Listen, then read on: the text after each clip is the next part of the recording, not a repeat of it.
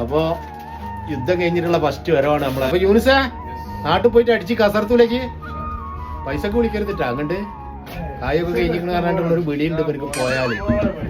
കോടികളായിട്ടാണ് ഇപ്രാവശ്യം വരണിട്ടാ നാട്ടുകാരെ. രാവിലെ അവിടെ വീട്ടിലവിടെ വന്നോളെ സംഖ്യയായിട്ടാണ് ഇതാ വരാൻ പോട്. പടച്ചോൻ ഇതെന്താടോ JBLന്റെ വലിയ സ്പീക്കറൊക്കെ ആയിട്ടുള്ള പോണ. അപ്പൊ പ്രാവശ്യം രണ്ടും കൽപ്പിച്ചിട്ട് തന്നെയല്ലേ.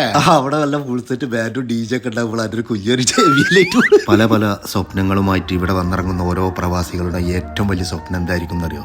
തിരിച്ച് നാട്ടിലേക്കുള്ള ഈ ഒരു യാത്ര. ഇങ്ങനെ പടയാണ് ഇവിടെ കിടന്നിട്ട് വേറെ ഒരുത്തം പോകുമ്പോ. നമ്മള് പോകുമ്പോ ഇവരുതും പടഞ്ഞിട്ടുണ്ടാവും അല്ലേ? പോയി വന്നിട്ടാണ് എനക്ക് പോകാനല്ലേ? ആ ഒരു സമാധാനല്ല എനിക്ക്. ഇവനോട് വന്നാ ഇജ്ജ് പോല ഇപ്പോഴും ബ്രസീലിന്റെ ആളെന്നെ അത് മാറിയിട്ടില്ലേ?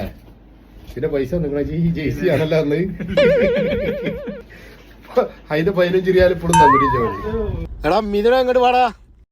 കണ്ണൂക്കാരനാട്ടാ. നമ്മുടെ കമ്മ്യൂണിസ്റ്റ് മാർക്സിസ്റ്റ് പാർട്ടിന്റെ സമുന്നതനായൊരു തോറ്റ് തുന്നമാടി വന്നിരിക്കുന്നു നിന്റെ മോൻ.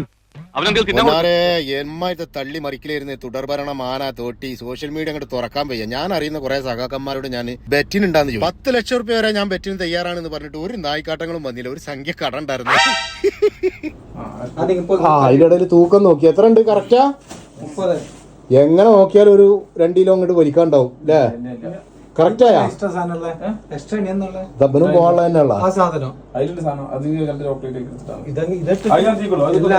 അത് കൂടുതലാണ്. 14 ഹാൻഡ് ബാഗ് 8 ഹാൻഡ് ബാഗ് കിട്ടാ. 13 കിലോനല്ലേ ഉള്ളൂ. ഒക്കെ വിട്ടൂടാ. 2 കിലോ വേറെ ഇരിക്കണ്ടല്ലേ? 1.5 ഉള്ളു. അത് ആരേ തിരിക. ഈ ഒരു നിമിഷം ഉണ്ടല്ലോ ഭയങ്കര സംഭവമാണ്. നാട്ടിലേക്ക് പോകുന്ന പെട്ടിയെട്ടലും ഒരുങ്ങലും ഒക്കെ.